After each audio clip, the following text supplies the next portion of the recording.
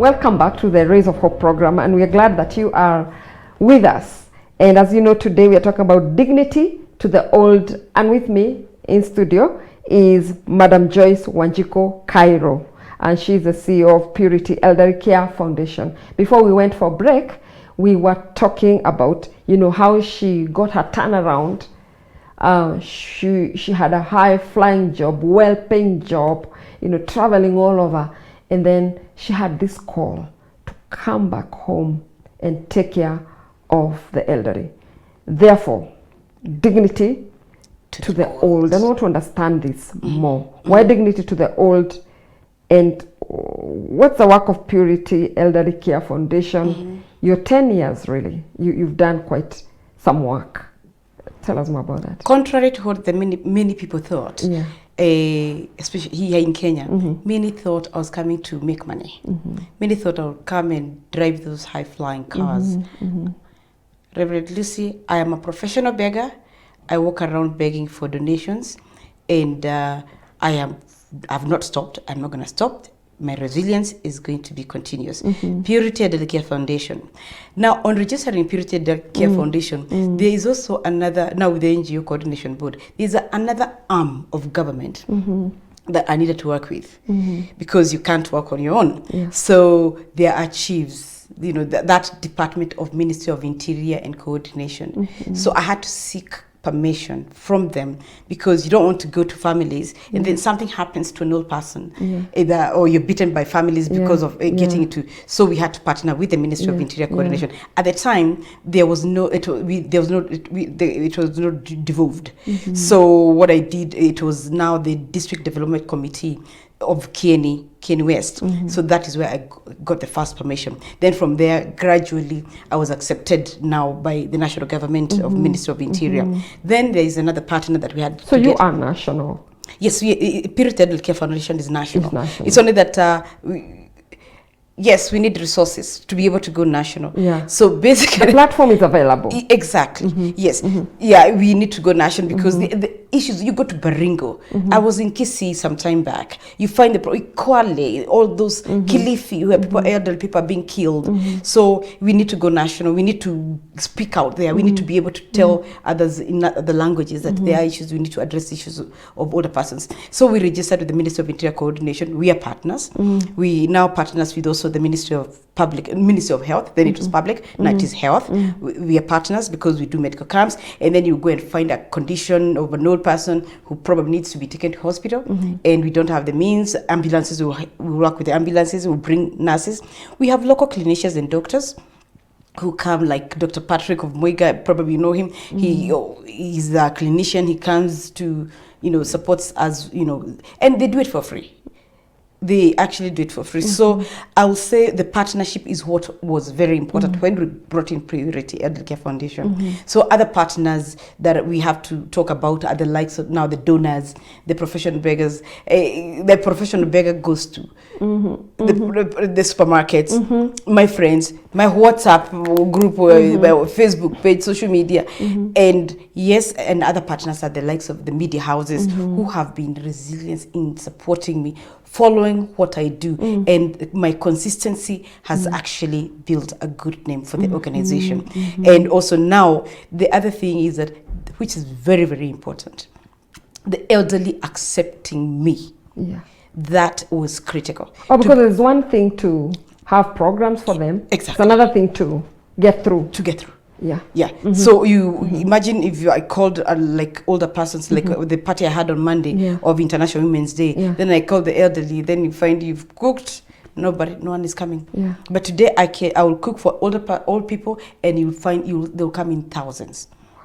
Yes, so especially before COVID, they would come in. I remember the last event we had 1,700. I remember one you had in Nyeri, in that stadium near Nyeri Kamukunji.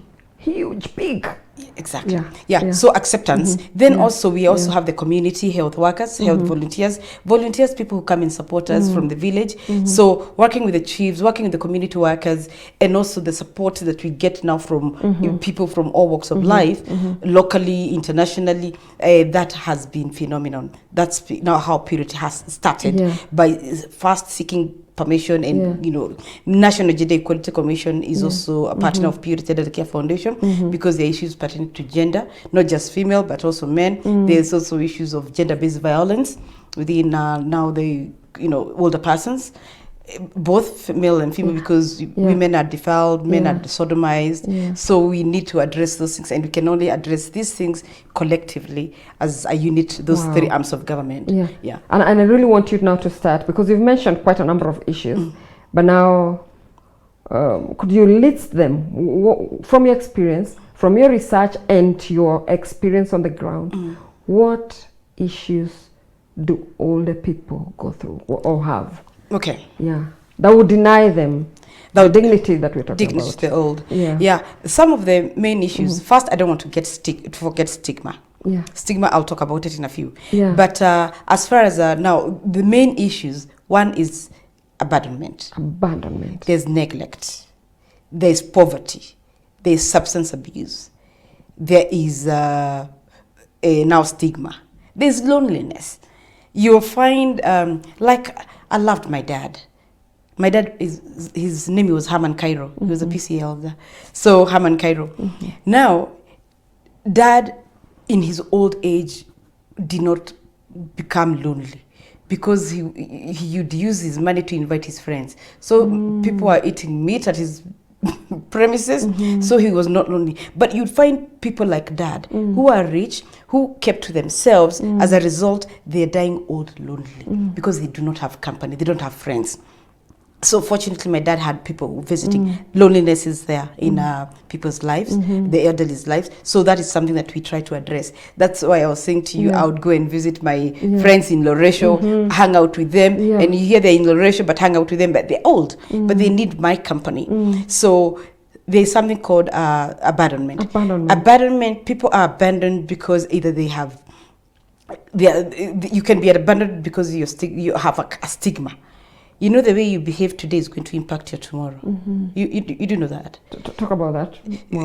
How you if my father was beating my mother in old age, or if a man is beating his wife in old age, and especially if he has boys, that man will be stigmatized, and will find himself lonely and doing alone, left. So you're abandoned. Because of stigma, or either you're burdened because of things that you're doing in the society. Maybe you're not a good person in the society. Maybe you're this woman who is just busy talking about everybody else. So in old age, everyone will just be like, let her continue in old age with that kind of character. So neglect is when you find that this person is old, is aging, and you're busy in Nairobi, you're busy like Wanjiko, and you find yourself neglecting your own, like I did, because I had every opportunity to take care of my late mother, Purity. I neglected her. Instead of taking care of her, she gave me a warning that she was going to die. So it was time bound, really? Yeah, it was time bound. I had time to just quit my job to go and take care of her. I really had time, but I did not. So I neglected my mother. That is neglect.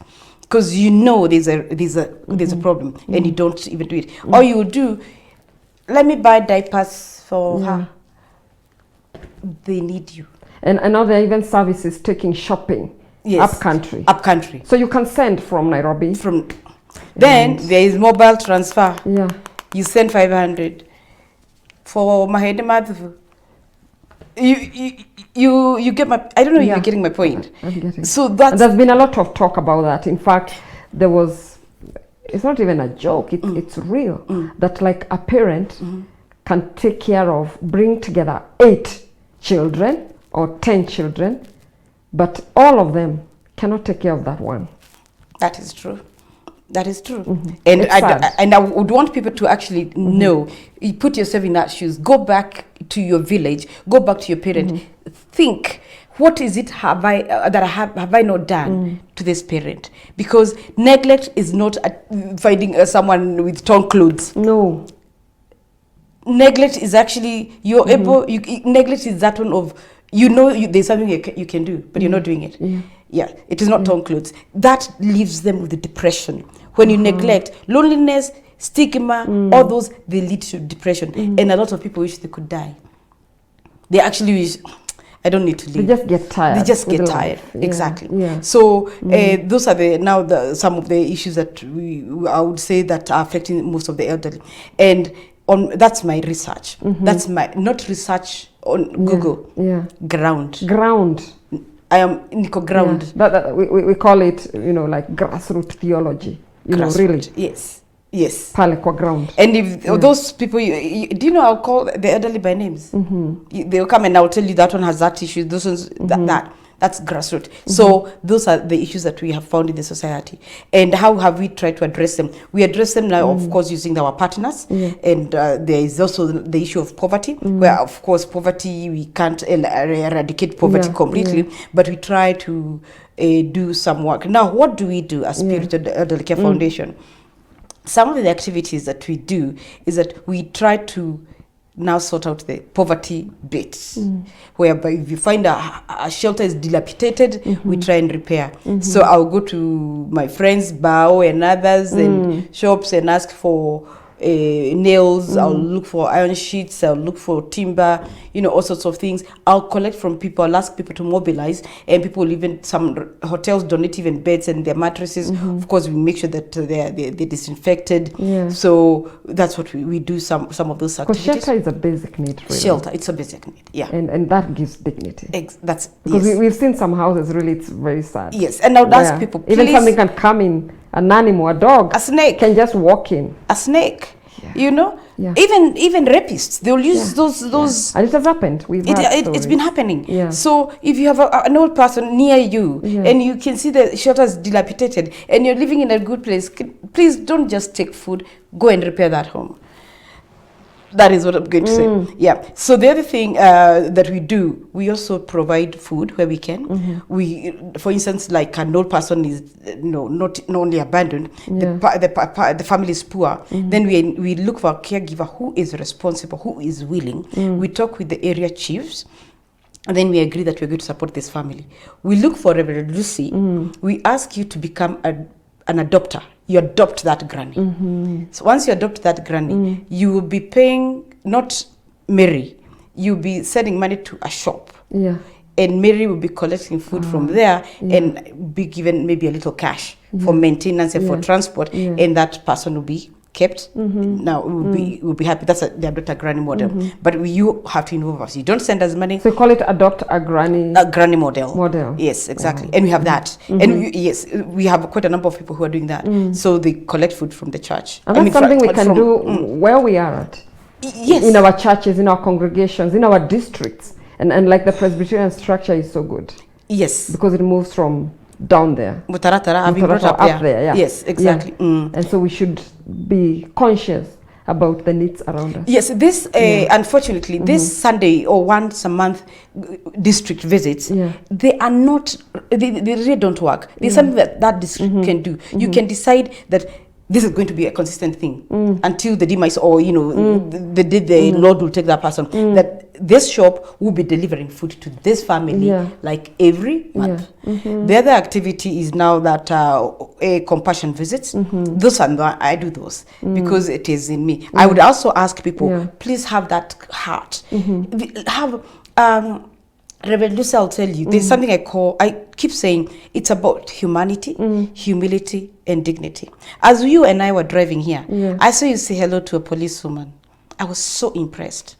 I was like, that's humility to humanity. And you have accorded that woman dignity. She's felt very nice. Maybe no one has said hello to her all day. That you've accorded her dignity. So you're today. Saying humanity, humility, and dignity. Exactly. Wow. Those three words. So you need to, with all the money that I had, with all that class that I had, with all the English that I speak. You have good English, by the way. Thank you. With all the English that I speak. You're very eloquent. With all the way I clad, because I love dressing up. I will tell you, there's one thing. You need to be humble to humanity. Not just to the elderly. To humanity. To humanity. Yes. Whether it's a little child or whoever. To humanity. It's about humanity. I've come saying hello to David and I don't know them. Saying hello to everybody and you're calling them names and then I'm, I think you need to be humble. That's the compassion bait that we keep. So you visit.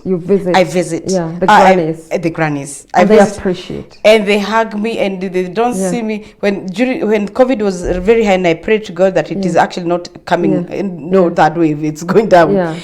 They all removed their masks. Then I was like, why are you removing? To hug you. Then I was like, Corona is there, not with you. You see that they see me, they feel they're seeing their mother. Yeah. So compassion is the child. And I also try to remind people, when you give those compassion visits, when I ask you to do those things that I'm asking you to do, I'm not telling you to do it because I'm just a person that is speaking. It's because I know I'm getting old and you're aging too. And that's a fact. And you said how we are behaving now. It's going to impact? It will impact. Your tomorrow. It's very key. That's key. It's very key. Yeah. So if you neglect, if you abuse, if you look at that old woman and say, you're not going to help, tomorrow it will be you. And it may not even take long. You may not become too old to receive what you're giving. Yeah. It's a camera. What camera you comes. sow, you reap. Yes, exactly. A good measure. A good measure. Shaken. And even worse. Down. Exactly. Overflowing of what you gave. The other things that we do, apart now from compassion visits, we observe international days and even local days. We just have one funny local day, but we observe international days. We mark the first day is 8th of August. I mean March, where we International Women's Day. Then we have Easter. Which it is once in a while we look at it. It is just we drop food to a few people, but in between all those days, we try as much as possible to look for food donations where we distribute to those who do not have grannies. Adopt a granny model. So we distribute to the poor, to the many poor who are living with the orphans. So we still also look. We're not looking just at the elderly. We are also looking at also what is the baggage. With this person, this old person has a baggage. What goes with it? It's like you say, if you love the cow or if you love the calf, don't hate the cow. You have to love both. Exactly. So you have to love the baggage that comes with it. So if the orphans are there, you try and support. And some of most of the grannies, they are burdened. They are burdened. Yes. Yeah. Because just the other day I was hearing about one whose daughter has just disappeared to Nairobi. Not one. And they give birth, they take the child. That's what they do. Yeah. So we do that. The other thing that one person called Wanjiko Badwakoro, she has a very big mouth. She speaks. She doesn't hide. She's fearless. When it comes to issues of older persons, if you're abusing your older persons, I'll speak out. So on June 15, we have World Elder Abuse Awareness Day. That day I speak to communities, I talk to people, I do walks, I take those microphones and I walk around telling people stop elder abuse. Educating, sensitizing. Yeah. Exactly. And also through of course I'm an activist, so activists are not very liked. So as a result, I will also fight the government, not really a fight, but hammer the government about the cash transfer. For the older persons and hammer in terms of the processes, how to give them with dignity. At some point when it was done, I think when I just came to Kenya, that is 2011, 12, 13, there were issues. It was undignified. There was no sanitation where they would go, and the elderly, they have diabetes, they need to go to the toilet, they need to drink water, they need to take drugs, they're kept for hours until 8 to 5, there's no food. So that I think I have spoken. Advocacy. That's where I was going. Advocacy is what I do. I advocate. I went to the Nyeri law courts sometime 2015, and I found there were no elevators. So the elderly were being lifted. Those who were sick to go and sign succession. Again, they had to be lifted with the blankets and mattresses to be taken to the second floor for succession. That's not dignity. That's not dignity. I wrote to the judiciary and I asked the judiciary to please install elevators. And I gave them ultimatum. But they were very kind. They gave me their timelines. and they installed the elevators. Wow, now there are elevators. Now there are elevators. Unless I haven't been there for the last, I think, 3 months. So I hope they are working. So that's advocacy. That's the main thing, as we champion their rights within the family structures. And of course, the Kenyan Constitution, Article 57, has addressed the issue of older persons. So the state... That's Article 57. Yeah, section, I think, D. That D something. So it addresses issue of older persons. So it is not something that you should not. But it's out there. That is out. It is in the Constitution. In the Constitution. Yeah. It's a constitutional matter. It is a constitutional matter. And for Christians, really, and for what they should be doing. Exactly. Yeah. It's in the Bible. It's in the Bible. Yeah. Yeah. So I don't see why we should not be, and people, the other people walk and you'll see someone. And we want our days to be, because our days to be added, because your mother, your father is not just their biological one. No. All these people who are older are our parents. They are our parents. And they deserve dignity. And there's something else I like to tell people. There are two things I would want to tell the community or the world. Don't tell me those people you take care of. Those people. Call them the elderly, because you're going to be called that person too when you age. So even our naming. Our naming. Yeah. How we address. How we address. Those people. Those people. And number two. Yeah. There are three things. Number two, I don't take care of women. It is the elderly. Even men age. It's the elderly. Yes. Both men and women. Yes, both men and women. The age. Number three, when you come to me when you open your mouth and tell someone that they turn to children, like they become children. Who says they become children? Seriously, can you just be all those years and you're 80, then you become a child? Yeah. Having a disease like Alzheimer's, dementia, does not mean you're a child. No. It is a disease. So I want people to stop saying the elderly are like children. They become children. It is not true. You're hurting them. Yes. Those three are major. Yes. Can you say them again? The words. How you relate. Those. Number two. We take care of both male and female. Both male and female. Elderly. Yeah. Yes. Number three. Elderly people do not become children. They age. They and they age. should be respected. And when they are sick, it's a sickness. It's a disease. Sickness. Yes. And that people should know. When a person starts forgetting, it is a disease. Yeah. And if it's your relative and you start saying anasahawe and you start talking, it will come to you. It can be hereditary. Yeah. So when you talk, take care. Take care. Now, I want us to begin to wind up. But first, I want to know, what has kept you going? Of course, you talked about humanity, you talked about humility and dignity, and I've known you to be a humble person. I mean, you've come from that top position, 6-digit salary, and vouchers and opportunities to travel the world over.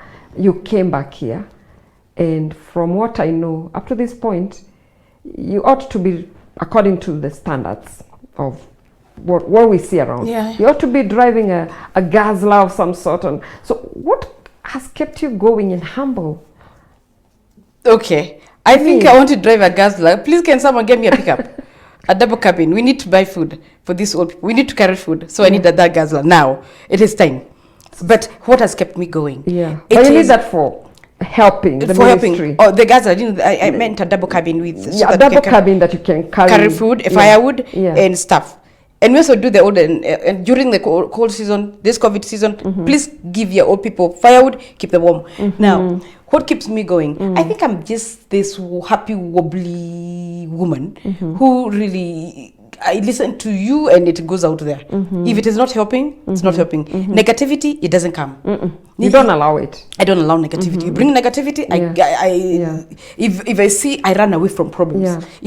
Problems that really are not helping me. So I'm happy I'm a happy wobbly person. And also the mere fact that this calling, and my father blessed me as he went to be the Lord. Although now this calling, the minute after my mother and doing it. I just love what I do. I loved my career where I worked as a project manager in South Africa, but this is just nice. It's fulfilling. It's fulfilling. I am happy when I see. In fact, people say I see an old person, you see my eyes, and everyone looks at me. They're like, you know. So it's they all look at so it's I just love what I do. And even begging, I am not ashamed. If I come to you and ask you reduce a bill of flour, you tell me come tomorrow, and you've told me those madarao. I'll still come tomorrow. You don't take the madarao? No. Moving on. Yeah, I move on. And negativity, that's what keeps me going. Just keeping off negativity and just having that positive energy and saying to myself, Wajiko, what you allow, God allows. That is what I wake up with. And I wake up with a positive. There was one thing I tell God every morning. My mother used to say, I want you to give my children wisdom, like King Solomon. I always ask for that wisdom and positivity. That wisdom I carry with me. Now, Wajiko Wadwakuru, as they call you, and you've remained consistent for these 10 years.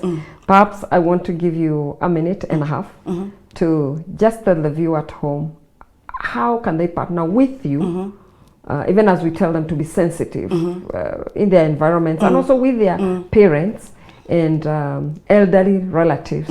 But how, if someone wants to know how they can just a quick one. A quick one. This please. one. Please, when you call me to ask me or to tell me that you want to take your old person to a home for the elderly, and the reason is because you are unable to take care of the person, please don't throw your old people away. They are very nice people. You're going to age too. If you want to partner with us, it will be nice. Tell them. It will be very nice to partner with us.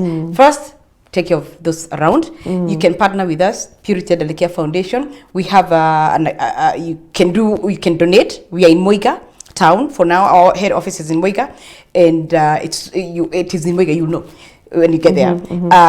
We have a pay bill number which is 798973. Account is your name. You can also call us on 0721 355 485.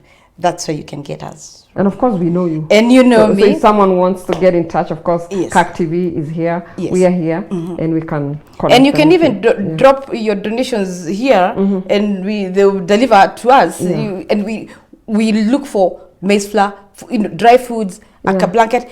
And if you're going to those mashinani places, don't go to an old person's home without a matchbox.